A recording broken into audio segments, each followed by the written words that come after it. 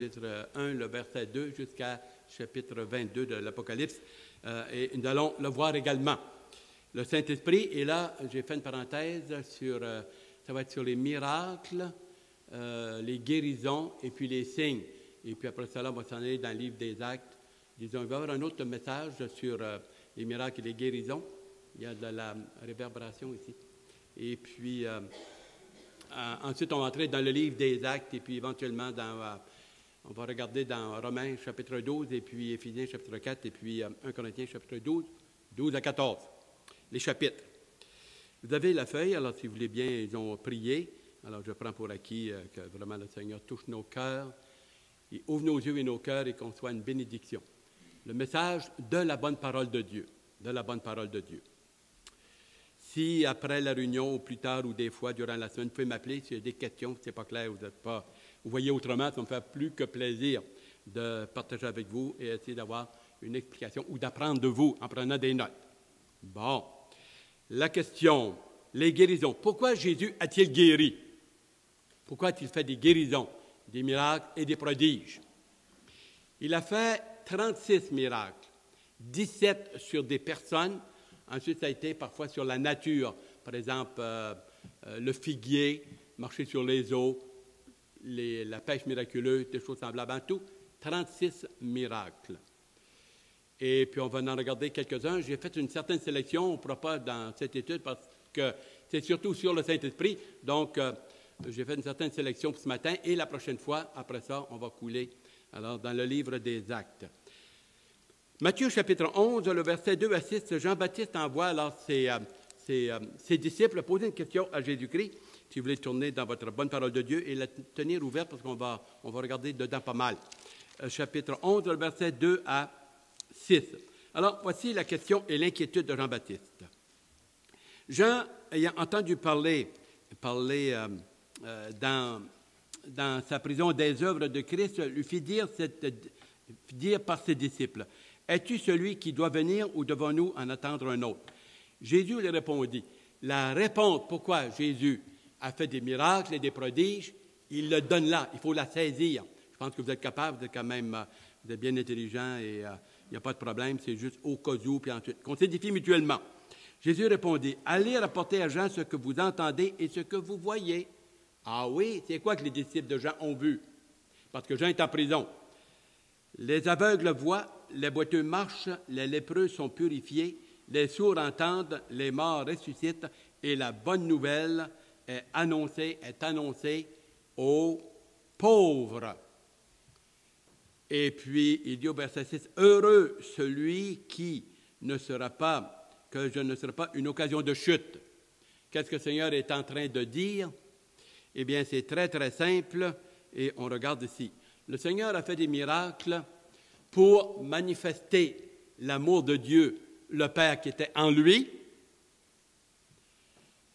Lui-même, sa compassion, souvent on voit il était attristé en l'âme et tout, nous voyons dans Jean 11, 35, on va le voir tout à l'heure, pour montrer qu'il était le Messie, l'envoyé qu'Israël attendait, il ne le reconnaissait pas, et également pour montrer à Jean-Baptiste que ce n'est pas que Jean-Baptiste doutait terriblement ou que, je ne sais pas, là, il était... ou le problème de Jean-Baptiste, c'était dans la chronologie. Dans la chronologie. Il était un petit peu mêlé, il pensait que le Seigneur venait, était là pour établir son royaume parmi les Juifs, chasser les Romains, et puis vraiment le royaume de Dieu commençait là, visiblement, matériellement, et puis politiquement, et tout ce que tu voudras, dans son temps. Et là, il avait perdu pied. Il en était peu ainsi si on commence à jouer avec la prophétie. Si on n'est pas vraiment... Vous savez, la prophétie, c'est une discipline en soi. Et on peut être mêlé avec la prophétie, vous savez, avec les dates, les endroits, avec toutes ces choses-là. Alors, c'était au niveau chronologique. Et non pas qu'il ne croyait pas à Jésus-Christ, mais comment ça se fait que ce n'est pas ce qui devrait arriver. Puis le Seigneur dit, un instant, on va t'éclairer un peu.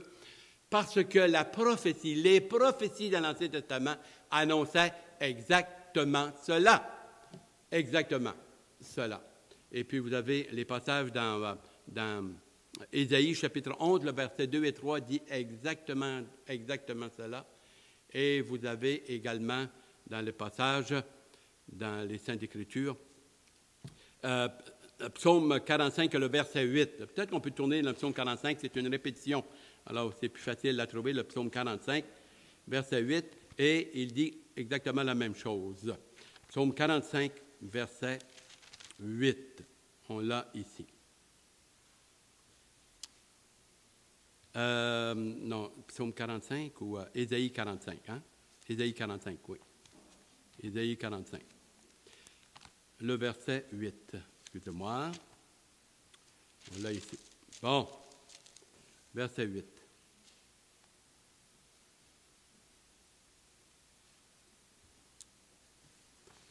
J'ai fait une erreur, puis ça m'a échappé. Verset 11, hein? C'est 8 en 11. Hein? OK, on va regarder. 45.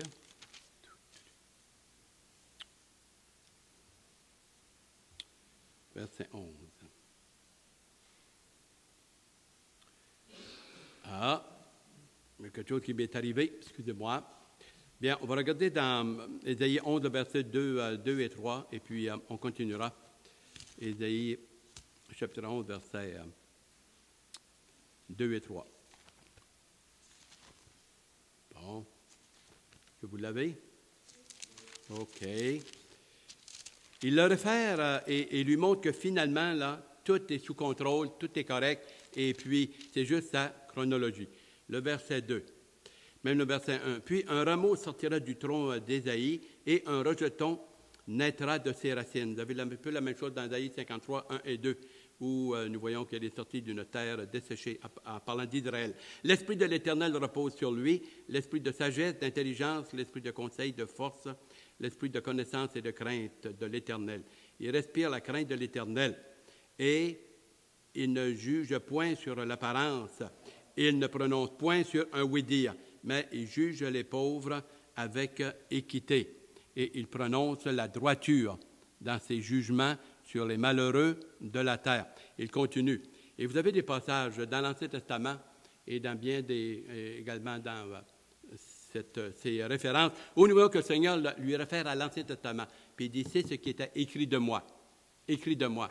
La preuve que tout est beau, tout est sous contrôle, Jean-Baptiste, n'aie pas de crainte, tu as cru que j'étais le Messie, et puis tu l'as dit à 2 reprises au moins, l'agneau de Dieu qui ôte le péché du monde, ainsi que dans Matthieu chapitre 3, 16 et 17, à mon baptême, tout est sous contrôle. Et la raison pourquoi le Seigneur a fait des miracles, ce n'était pas pour épater la galerie, ce n'était pas pour impressionner, il y avait de l'amour, il y avait de la compassion, mais c'était pour démontrer la présence et l'amour du Père en lui et à travers lui, ainsi que donner accès et liberté au Saint-Esprit. Parce que lui-même a pris une position vraiment humaine, humble, pour laisser le Saint-Esprit, troisième personne de la Trinité, œuvrer et faire des miracles à travers lui. À travers lui. Et c'est pour ça que nous voyons cette dimension-là. Dans le Nouveau Testament, si on regarde, si vous voulez bien, on va regarder dans Actes, chapitre 10, le verset 38, et dans Hébreux, chapitre 2, le verset 4. Dans le livre des Actes, chapitre 10, verset 38, où il est mentionné, où il s'est fait dans beaucoup de prodiges et de miracles. Actes, chapitre 10, le verset 38. Et vous savez comment Dieu, ça c'est ici l'apôtre Paul ou Pierre, et vous savez comment Dieu a oint du Saint-Esprit et de force Jésus de Nazareth, qui allait de lieu en lieu, faisant du bien en guérissant et guérissant tous ceux qui étaient sous l'empire du diable, car Dieu était avec lui. Dieu était avec lui, faisant des guérisons et guérissant tous ceux qui étaient possédés et qui, alors, il a côtoyé sur sa route. Hébreux, chapitre 4, Hébreux, chapitre 2, le verset 4, s'il vous plaît. Vous l'avez sur la feuille. On peut tourner. Et là, une fois de plus, il est mentionné. Et on vous fait remarquer que c'est au passé. Ce n'est pas au présent. Hébreux, chapitre 2, le verset 4.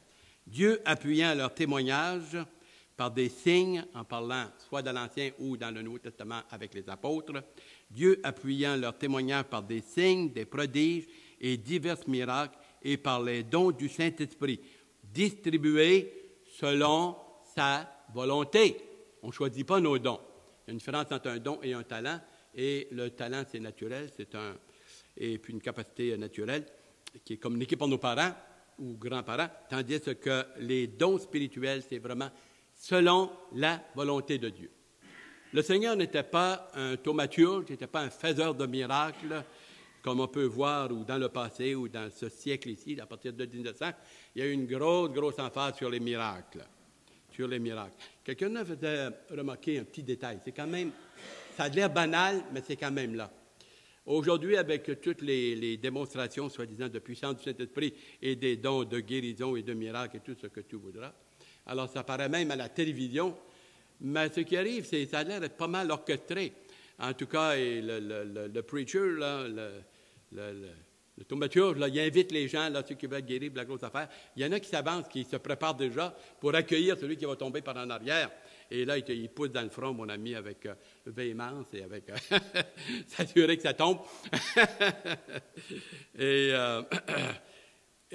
dans l'Ancien et le Nouveau Testament, quand le Seigneur ou Dieu apparaissait ou parlait dans l'Ancien Testament, et même parfois certains, l'ange de l'Éternel, qui pouvait être une théophanie de Jésus-Christ, les gens tombaient ou se courbaient sur leur visage. Ils ne tombaient pas sur le dos, puis personne qui les attrapait. C'est un petit détail, mais c'est à remarquer que, alors, tomber sur le dos, là, on ne voit pas ça bibliquement. Ça peut nous mettre la puce à l'oreille. Pas mal. Alors, le Seigneur, il dit, il se réfère, et puis, par des prodiges, des miracles, et pour montrer sa divinité, montrer son humanité, donner vraiment l'espace, et souvent dans Jean chapitre 14 et chapitre 16, par exemple, et 17, nous voyons qu'il dit que le Père est en moi, je suis dans le Père, et les deux travaillent et vraiment de connivence ensemble se manifestent. Ce que nous allons voir à travers, disons, l'étude qu'on fait avec John MacArthur et avec bien d'autres, et pas juste lui là, qui mentionne ça. Alors, il y a eu un temps pour les miracles et c'est terminé, ça fait longtemps. Alors, si quelqu'un commence à vouloir imiter ce que le Seigneur fait, eh bien, on va regarder quelques exploits, tant le Seigneur, et la prochaine fois, ça sera les apôtres, et voir si ça correspond avec ce que nous voyons aujourd'hui. Il y en a qui font des prophéties, un peu comme un des auteurs que je lisais. Les prophéties, là, il faut que ça soit quelque chose de longue date. Ça projette longtemps. Ésaïe 44 et 45, où nous voyons que le prophète Ésaïe a fait une prophétie à propos du roi Cyrus, et il a nommé son nom 150 ans avant que ça arrive. Il ne connaissait pas du tout, il était 150 ans avant. Ça, c'est une prophétie. Tant dans l'Ancien que le Nouveau Testament, et les prophètes, Jérémie, puis Ézéchiel et d'autres, qui ont fait des prophéties hallucinantes, qui va venir même beaucoup plus tard que ce qu'on vit maintenant. Ça, c'est de la prophétie. Ça, c'est le Saint-Esprit. Ça, c'est une révélation. Ça, c'est vraiment quelque chose que Dieu nous avait montré. Mais dire demain, là, telle affaire, là, que ça va arriver, il y a des grosses possibilités qu'il y ait eu ça dans le journal et avec des probabilités que finalement, là, c'est pas plus une prophétie que quoi que ce soit. Alors, il faut vraiment ici, là, être prudent dans cette affaire-là. J'ai sélectionné pour vous 3 nous allons voir où il y a eu des guérisons spectaculaires qu'on ne voit pas avec ceux qui prônent, là, qui ont ce don de guérison ou de miracle aujourd'hui. Et je vous invite à tourner dans Luc chapitre 5, dans ce passage. Et puis, Luc chapitre 5, le verset 18 à 25. 18 à 25. Et voici des gens portaient, alors on a donné comme titre le paralytique, et voici des gens portaient un homme sur un lit, un homme qui était paralysé, cherchaient à le faire entrer et à le placer sous les regards de Jésus. Ne pouvant pas, ils l'ont passé par le toit. Ils étaient 4. Ils l'ont pris, ils étaient paralysés, paralytiques, et puis ils ont découvert le toit. C'était des toits plats dans ce temps-là, plats, et puis ils l'ont entré. Il y avait une foule et il y avait les disciples. Et puis, il y avait ces 4 porteurs-là. Il entre par le toit. Là, quand le Seigneur le dit au verset 21, verset 20, « Voyant la foule, Jésus dit à l'homme, « Tes péchés te sont pardonnés. » Les scribes et les pharisiens disent, « Oh, un instant, s'il vous plaît, là, les péchés sont pardonnés. » Écoute, là, on a un gars paralysé, là. Et on sait qu'est-ce qu'ils pensaient dans leur cœur. On continue. Les scribes et les pharisiens se mirent à raisonner et dire, « Qui est celui qui profère des blasphèmes, car qui peut pardonner les péchés si ce n'est que Dieu seul? Le Seigneur reprenant la parole, et il sait ce qu'ils sont en train de penser. De penser ça, ils l'ont pensé, ils ne lui ont pas dit. Jésus, connaissant leurs pensées, il prit la parole et leur dit, « Quelle pensée avez-vous dans vos cœurs? » Il le savait, quelle pensée, et on va vous le dire aussi. C'est très simple. Ce qu'il pensait, c'était ceci. « Ouais, tes péchés sont pardonnés. » Comment est-ce qu'on fait pour savoir? C'est un big deal. Il y a juste Dieu qui peut pardonner les péchés. Il se prend pour Dieu, lui, là. Comment est-ce qu'on fait pour savoir, Seigneur, que tu pardonnes les péchés? Hein? Et le Seigneur dit, un instant, je vais vous le montrer, je vais vous le démontrer. Est-il plus difficile de pardonner les péchés que de guérir un paralytique? Il est en train de dire, ces péchés sont pardonnés et je vous fais quelque chose d'équivalent ou en tout cas, chose semblable. Et c'est pour ça ici, lequel est le plus aisé? De dire tes péchés sont pardonnés ou de dire lève-toi et marche? On ne veut pas juste, alors, pas seulement qu'il l'a dit, il va leur montrer par une guérison visuelle. Là, ils vont être échec et mat. Et c'est effectivement ce qu'il fait. Or, afin que vous sachiez que le Fils de l'homme a sur la terre le pouvoir de pardonner les péchés, qu'est-ce qu'il fait? Il en fait une démonstration physique et visuelle. Je te l'ordonne, dit au paralytique, lève-toi, prends ton lit et va dans ta maison. Et 3 semaines plus tard, il a commencé à se réveiller. À l'instant, c'est quand même bon, à l'instant, il bondit, mon ami, prend son lit, il part, puis il s'en va. Spectaculaire, ça. Spectaculaire, ça. Avoir un don de guérison, là, comme on proclame aujourd'hui, moi, j'irais dans les hôpitaux. Et je viderais les hôpitaux, pour vous dire une affaire. Il y en a qui sont paralysés, puis ils sont mabouilles, puis ils sont partis, puis ils sont au bord de mourir. Tu vas, mon ami, puis tu imposes les mains, puis tu les guéris, clac, clac, clac. Dans l'espace d'un avant-midi, là, t'en sors, mon ami, 45. Pourquoi qu'ils ne le font pas? Bonne question. On ne veut pas juste entendre de dire qu'ils ont un don de guérison. On aimerait le voir. Le voir. Eux, ils l'ont vu. Et il y a des écoute. Je vous démontre intérieurement par la foi. La foi est invisible, mais je vais vous montrer quelque chose disons, qui confirme cela. Prends ton lit, lève-toi, prends ton lit et marche. Flac. Ça, c'est avoir vraiment le don de guérison. Il était capable de guérir. Également, il était capable de pardonner les péchés.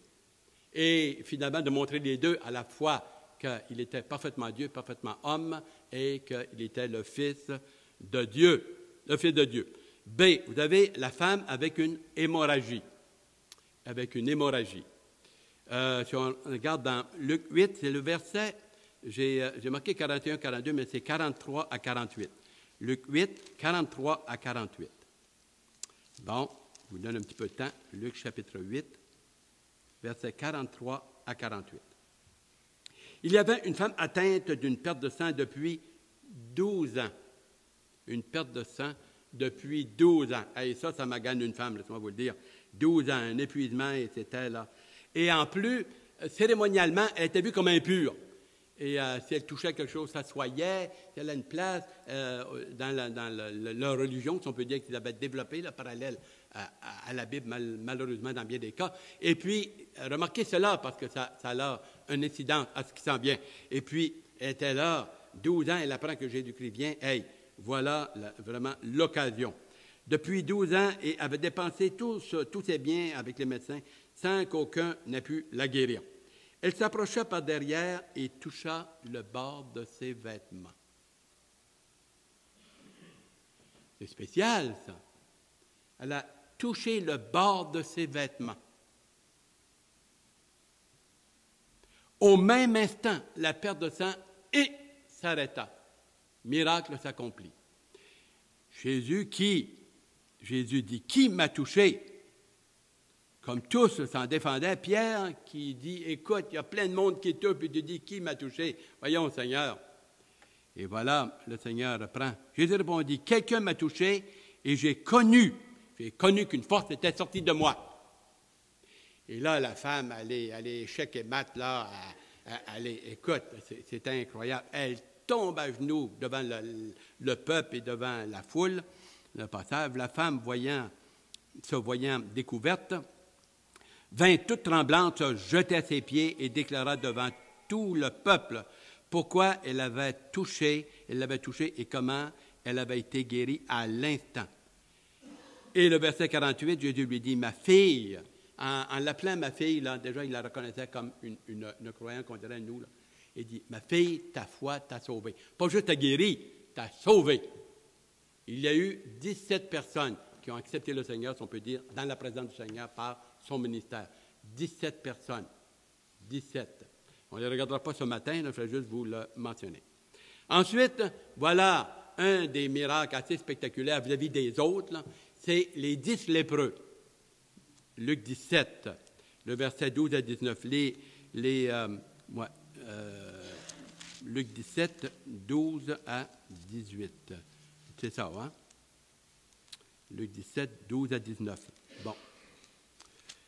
Là, il y a une autre affaire assez spectaculaire, c'est que les lépreux, là, les guérisons instantanées des lépreux, ça n'avait jamais eu lieu. Jamais eu lieu. Alors, vous avez ça, par exemple, là, dans Lévitique 13, par exemple. Lévitique 13, là, vous avez ça, et dans Lévitique 4, 20, et puis Lévitique 13, 1 à 56, je crois, 52. Et puis, c'est là qu'il traite de la lèpre. Et là, il y avait des cérémoniels, il fallait qu'il aille se présenter au sacrificateur. 7 jours, il fallait qu'il revienne. Regardez, il y avait des taches, c'était jaune. Il y avait des offrandes qui étaient offertes. Ah, c'était un drame épouvantable, et parfois, il y en a qui guérissaient. Dans l'Ancien Testament. Le Seigneur, il en prend 10 en même temps. 10! Juste un, ça ne s'était jamais vu tel quel, spontanément, instantanément. 10 à la fois. Bien. Donc, nous avons dans Luc 17, le verset 12. Je l'ai ici. Comme il entrait dans une ville, 10 lépreux vinrent à sa rencontre, se tenant à distance, parce qu'ils étaient en dehors du village, ils n'avaient pas le droit d'être dans le village et en contact avec les gens, ça polluait cérémonialement. Et puis, ils étaient rejetés, ils ne pouvaient pas toucher personne, c'était vraiment là, infectueux, puis c'était vu vraiment, c'était rejeté de la société. Alors, ils ont crié, ils ne sont pas approchés, ils ont crié à haute voix. Et puis, se tenant à distance, ils élevèrent la voix et dirent, « Jésus, Maître, aie pitié de nous. » Dès qu'il les eut vus, il dit, « Allez vous montrer au sacrificateur. » Ouais, allez vous montrer au sacrificateur. Ça, c'est quelqu'un qui, plusieurs fois après, quand il venait là, à être pleinement guéri, il allait se montrer, peut être confirmé. Alors, ils ajustaient un peu comme médecins, là, ils examinaient avec la bénédiction de Dieu, et puis le souverain sacrificateur les déclarait corrects, il peut maintenant intégrer la société, entrer dans le village, dans la ville. Allez vous montrer au sacrificateur. Voulant dire, en principe, vous êtes guéri. Mais à ce moment-là, ils ne l'étaient pas.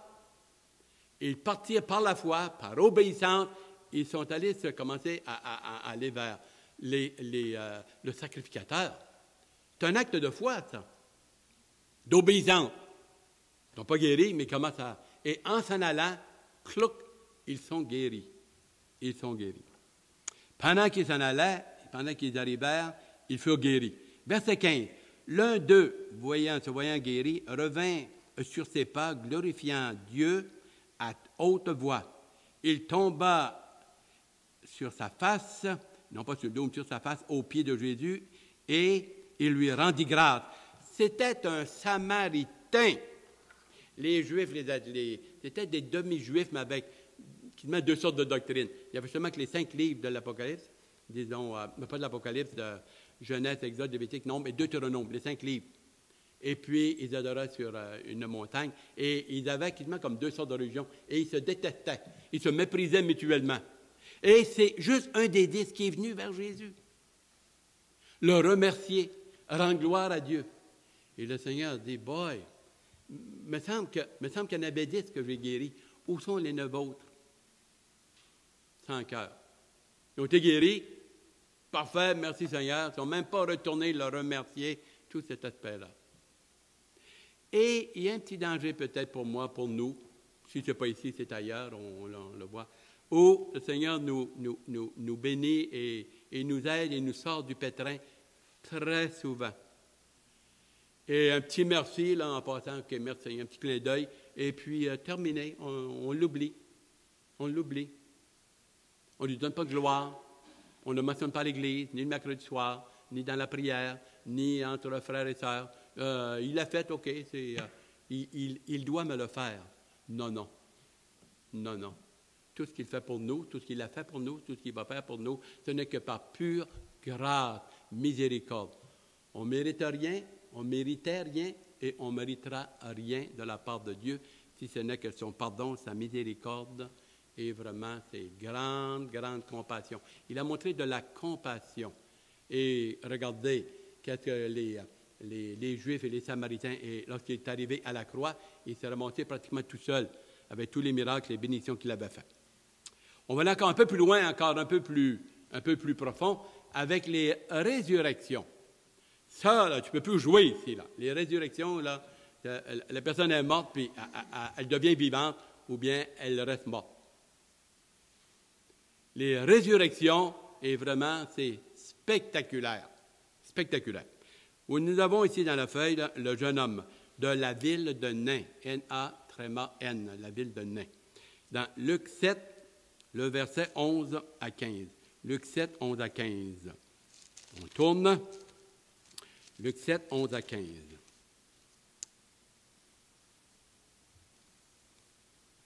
Bon. Le jour suivant, Jésus alla dans une ville appelée Nain. Ses disciples et une grande foule faisaient route avec lui. Lorsqu'il fut près de la porte de la ville, voici, on portait en terre un mort, fils unique de sa mère. Fils unique de sa mère, ici dans le passage. Fils unique de sa mère, et elle était veuve. Elle avait des problèmes. Elle a perdu son mari. Elle avait un jeune homme qui aurait pu vieillir et pouvoir à ses besoins dans sa vieillesse. Il est mort. Elle est dépouillée. Elle est vraiment dans un état de détresse et elle va être dans un état de pauvreté épouvantable. On continue.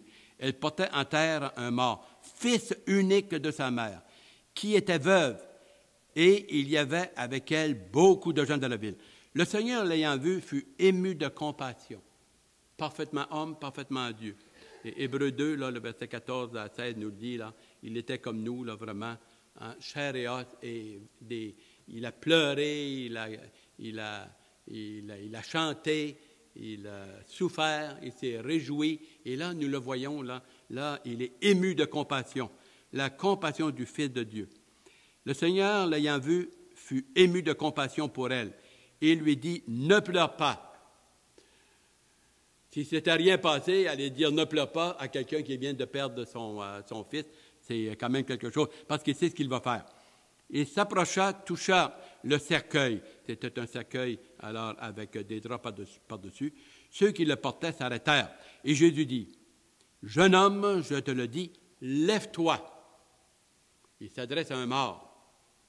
Et le mort s'assit. Il n'est plus mort.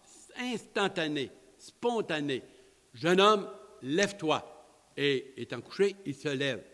Nous avons ça au verset 14 et 15. Et le mort s'assit et se mit à parler. Jésus le rendit à sa mère. Tous furent saisis de crainte et glorifiaient Dieu en disant, « Un grand prophète a apparu parmi nous, et Dieu a visité son peuple. » C'était parmi les raisons pourquoi il faisait des miracles. Pas seulement que ça faisait pitié, c'était de valeur. Oui, il y avait de la compassion, c'est parmi les raisons. Mais c'était vraiment pour montrer qu'il était le prophète, le Messie, que Dieu leur envoyait et leur donnait des évidences, des preuves de manière spectaculaire. Et nous avons un cas dans cette affaire-là. Nous avons la fille de Jaïru. Si vous voulez, on va tourner dans Luc 8, c'est le verset 41-42, mais surtout 49 à 56. Luc 8, 41 et 42, et ensuite on ira au verset 49 à 56. Voici, c'est parce qu'il y a deux, trois miracles en même temps. Et voici, il vint un homme nommé Jaïru, un chef de la synagogue. Et en passant, il avait fait construire aussi la synagogue. Et il se jeta aux pieds et le supplia d'entrer dans sa maison. parce qu'il avait une fille unique. Ta père, tu n'as plus. Unique, d'environ 12 ans, qui se mourait. Pendant que Jésus y allait, il était pressé par la foule. 48 même. Jésus lui dit, 49. Comme il parlait encore, 49, il survint chez lui le chef de la synagogue, quelqu'un qui disait, pendant que le Seigneur est en train de parler à propos de notre guérison, les serviteurs de ce chef-là de la synagogue viennent voir Jésus. Parlant encore, suivant le chef de la synagogue, quelqu'un dit, « Ta fille est morte, n'importune pas le maître. » Alors ils viennent, alors des serviteurs de ce chef de la synagogue, que sa fille de 12 ans était malade, elle était morte. Il les a envoyés et dit, « Dites à Jésus de ne pas venir, elle est morte. » Qu'est-ce que le Seigneur fait? Elle est morte. N'importune pas le maître.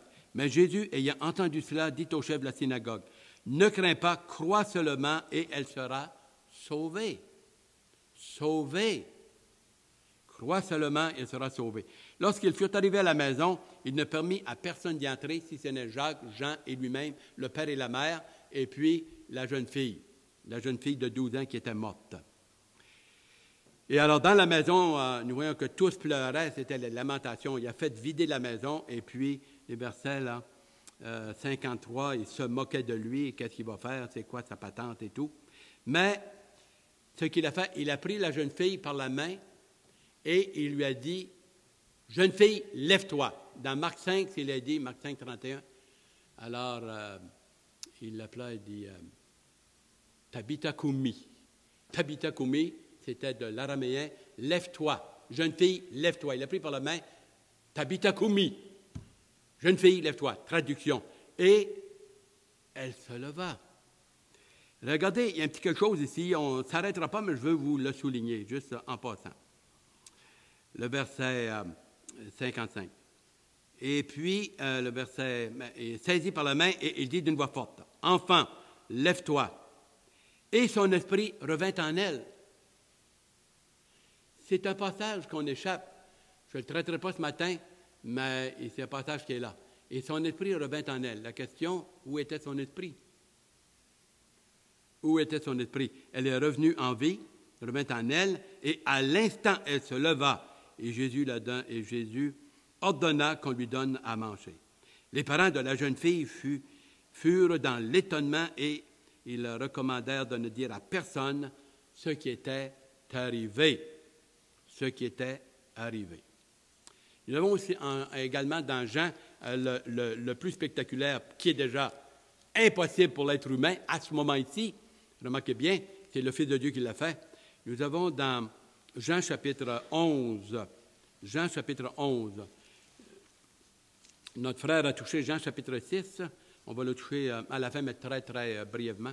Mais ici, Jean chapitre 11, vous connaissez le passage très, très connu, c'est Lazare. Lazare de Béthanie. Pourquoi? Parce qu'il y avait deux Lazare. Dans Luc 16, il y avait un Lazare avec le riche, et là, Lazare de Béthanie.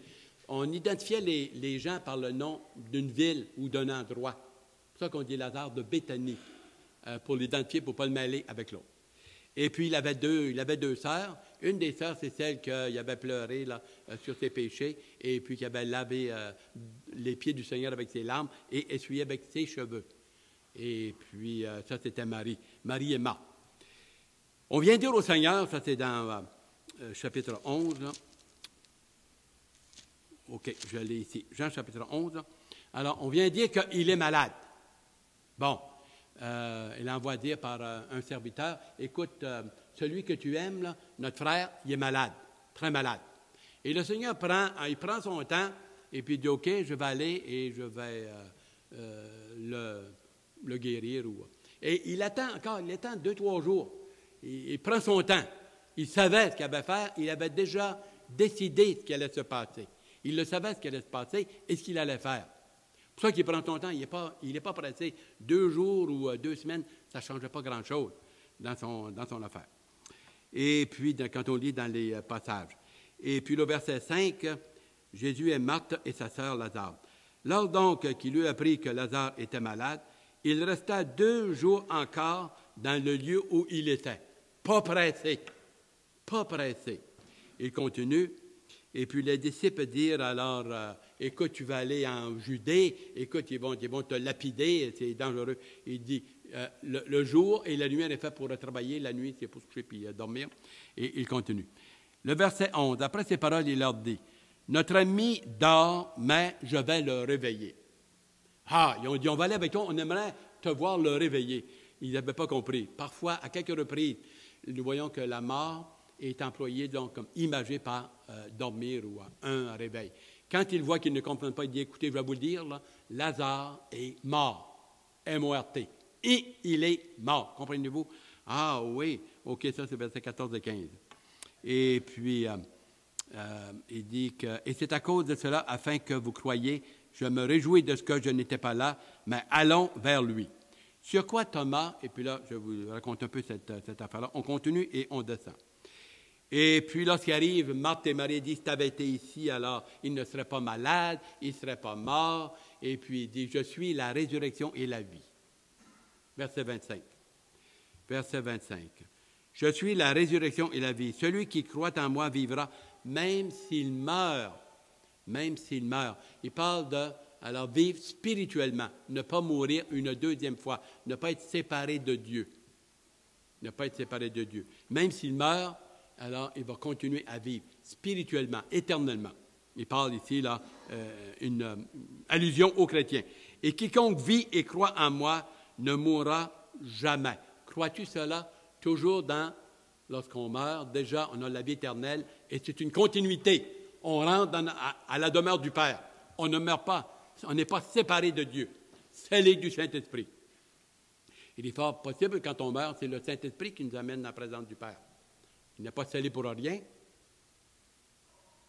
Pas scellé pour rien. Hein? Alors, dans la présence du Père. Et puis, il est la résurrection et la vie. Pas juste je parle de la résurrection. J'ai déjà vu, j'ai déjà entendu. Il dit « je suis ». Dans Jean chapitre 6, à 7 reprises, le Seigneur se dit le « je suis ». Et si tu retournes dans l'Ancien Testament, c'est Yahvé, le « je suis ». Moïse a dit « quel est ton nom? Comment est-ce qu'on va t'appeler? » L'Éternel dit « tu diras le « je suis ». T'as parlé, cela sera mon nom pour toujours. Yahvé, celui qui vit éternellement par lui-même, et c'est un présent éternel et continu. On continue ici. Oui, Seigneur, je sais que tu es le Christ, le Fils du Dieu vivant. Elle fait un témoignage. Ayant ainsi parlé, elle s'en alla pour appeler secrètement sa sœur. Verset 29. Dès que Marie eut entendu, elle se leva promptement et alla vers lui, car Jésus n'était pas encore entré dans le village. Elle continue, ici, dans le passage. 33. La voyant pleurer, elle et les Juifs qui étaient venus avec elle, frémit en son esprit et fut ému. Bouleversé. Il y avait des émotions, des tripes, comme chacun de nous. Il était touché par la douleur des autres. Il l'est encore. Il l'est encore. Jésus-Christ est le même, hier, aujourd'hui et éternellement. On a ça dans le livre des Hébreux, chapitre 11, le verset 6. Hier, aujourd'hui et éternellement. Ému de compassion dans ses tripes, de voir la douleur. Il a même, au verset 35, il a pleuré, le verset le plus court du Nouveau Testament. Et puis, Jésus pleura. Sur quoi les Juifs vinrent et disent, voyez comment il l'aimait. D'autres ont chialé et dit, oui, s'il l'aimait tant que ça, pourquoi il l'a laissé tomber malade et pourquoi il n'a pas fait quelque chose? Mais il allait faire quelque chose. Il y avait des gens qui pinaient. Là. Jésus frémit de nouveau, verset 38, en lui-même, se rendit au sépulcre. C'était une grotte et une pierre était placée dessus. Jésus dit, ôtez la pierre. Marthe, la sœur du mort, lui dit, écoute, Seigneur, ça fait 4 jours qu'il est dans le tombeau. Ça ne veut pas dire qu'il n'était pas mort avant. Autrement dit, ça faisait plus que 4 jours. Mais dans le tombeau, et c'est un pays où il faisait chaud, et elle a dit, il pue, il sent à plein nez. On dirait, là, il sent à plein nez. Hey, pense-y, là, c'est too much, c'est trop. C'est juste trop. Pense-y, Seigneur. Il pue, il sent, il est en décomposition. Écoute, Jésus lui dit, ne t'ai-je pas dit que si tu crois, tu verras et que je vais ressusciter ton frère? Hein? Hey, c'est fort, cette affaire-là. Ils ôtèrent la pierre, Jésus leva les yeux au ciel, il a fait une prière. Il a fait, au fond, il a loué le Père pour l'occasion que le Père lui a donnée d'être capable de glorifier le Père en faisant cette résurrection spectaculaire-là. Spectaculaire. Et alors, ce n'est pas une requête, là, aide-moi à le ressusciter, c'est une louange qu'il fait. Si vous lisez le passage de cette occasion, et en même temps, tu vas glorifier le Fils. Le verset ici, là, le verset 43 et 44. Pour moi, je sais que tu m'exauces toujours, mais j'ai parlé à cause de la foule qui m'entoure, afin qu'ils croient que c'est toi qui m'as envoyé. Ayant dit cela, il cria d'une voix forte, « Lazare, sors! » Instantanément. Instantanément. Et ça, c'est des miracles. Ça, c'est vraiment, là, le Seigneur avait tous les dons, là, on l'a vu là, dans Isaïe chapitre 11, le verset 2 et 3 et d'autres passages, le verset 11 et 12, dans ces passages-là. Et à l'instant même, Lazare sort, et le mort sortit. Et il y avait des bandelettes, il y avait un voile sur le visage et tout. Quelqu'un dit, comment est-ce qu'il a fait pour sortir? Ça ne le dit pas. On peut supposer, peut-être qu'il s'est un peu, si on peut dire, tortillé, tout ça, puis il a pu sortir à l'extérieur.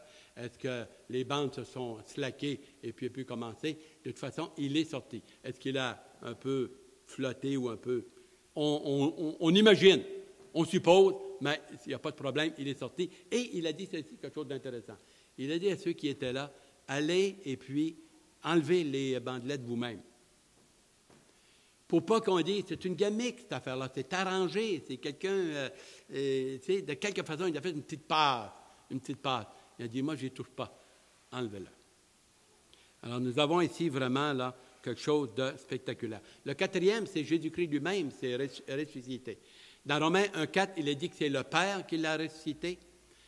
Dans Romains 8, le verset 11, il dit que l'Esprit qui a ressuscité le corps de Christ, s'il est en vous, lui, le Saint-Esprit, va ressusciter votre corps mortel, charnel. Le Saint-Esprit a participé à la résurrection de Christ et Jésus-Christ lui-même s'est ressuscité, étant le Fils de Dieu, faisant partie de la Trinité. Jean 10, verset 18, il dit ceci, « J'ai le pouvoir de donner ma vie, j'ai le pouvoir de la reprendre. » Tel est l'ordre que j'ai eu de mon Père. Et dans Jean chapitre 2, il disait ceci, « Détruisez ce temple, verset 17, je pense, et en 3 jours, je le reconstruirai. » Et là, ils n'ont rien compris, mais il parlait de son corps, de sa résurrection. Il allait ressusciter son corps. Les reproches, on termine ici, mais dans Jean chapitre 6, les reproches qu'il fait, pas seulement qu'à Israël, à nous, et quand on ne se convertit pas, ou à l'humanité, chapitre 6, par exemple, on a le verset 25. Et l'ayant trouvé au-delà de la mer, il dit, Rabbi, quand cela, j'ai-t-il le bon passage? Ah, chapitre 5. Chapitre 6, excusez-moi. Chapitre 6, oui. Chapitre 6, versets 26 et 27. Travaillez non pour de la nourriture qui périt, mais pour celle qui subsiste pour la vie éternelle, et que le Fils de l'homme vous donnera. Car c'est lui que le Père, que Dieu lui-même fait la distinction entre lui et le Père, et pourtant ils sont un. Vous voyez, quand tu joues avec la Trinité, ça nous confond un petit peu. Que Dieu le Père, que Dieu lui-même a marqué de son sceau à son baptême. Il lui dit, que devons-nous faire pour accomplir les œuvres de Dieu? Jésus répondit, l'œuvre de Dieu, c'est que vous croyez en celui qui l'a envoyé. Là, quel miracle vas-tu faire? Quel miracle pour nous montrer que tu es le Fils de Dieu? Moïse nous a donné du pain dans le désert pendant 40 ans parce qu'il avait fait la multiplication des pains. Il voulait encore en avoir, puis il dit, vous voulez juste voir des miracles puis des miracles. Dans Jean 4,48, le Seigneur dit, là, vous voulez croire, vous voulez avoir des miracles pour croire. Et on voit qu'on n'a plus besoin de cela. On n'a plus besoin. C'est par la foi. Le juste vivra par la foi. Romains 1, 16 et 17. Hein? Le juste vivra par la foi. Et non par les œuvres. Le juste vivra par la foi. Et là, ils veulent avoir d'autres miracles. Puis le Seigneur dit, je suis le pain descendu du ciel. Moïse a donné du pain qui était matériel. Et car les gens sont morts après. Moi, je suis le pain descendu du ciel. Je suis le pain de Dieu, c'est-à-dire, il dit, celui qui croit en moi et qui vraiment met sa confiance en moi, il vivra éternellement. Il le fait, il le fait des reproches dans ce passage. Moïse ne vous a pas donné le pain du ciel, mais mon Père vous donne le vrai pain du ciel. Car le pain de Dieu, c'est celui qui descend du ciel et qui donne la vie au monde. Ils lui dirent, Seigneur, donne-nous toujours ce pain. Ils n'ont rien compris, ils sont matérialistes. Ils matérialisent tout ce qu'ils veulent de Dieu et du Seigneur. C'est du pain, du poisson, des bénédictions et toutes sortes d'affaires.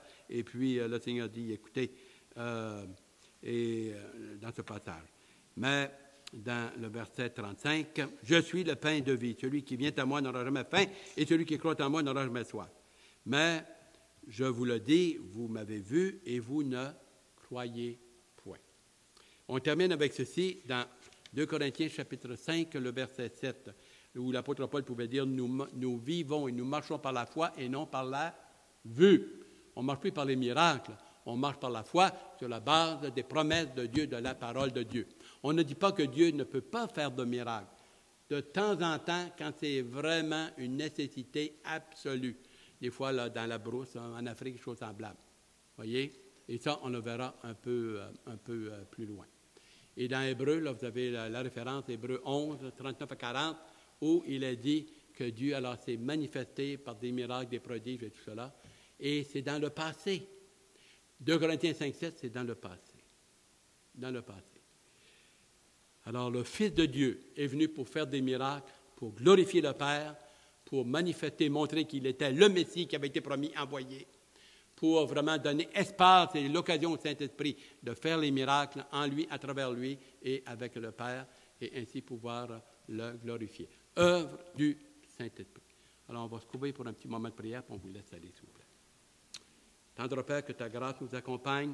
Merci de ce que maintenant, tu sauves, non pas par des miracles spectaculaires, visuels ou tangibles, ou de l'argent, ou de choses semblables, mais avec un pardon. Pardonner les péchés est le plus beau cadeau, le plus grand merci, la plus belle chose que tu peux faire à un être humain.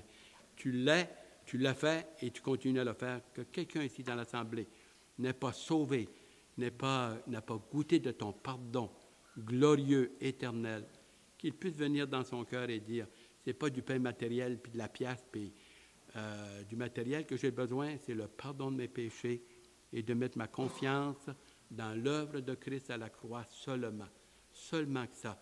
L'inviter dans ma vie à me pardonner pour l'éternité. Qu'il croit de tout ton cœur dans une prière, de tout ton être, il va te pardonner et te donner une nouvelle naissance et faire de toi une nouvelle personne, née de nouveau. Que Dieu nous accompagne, qu'il soit avec toi, qu'il soit avec nous. Amen.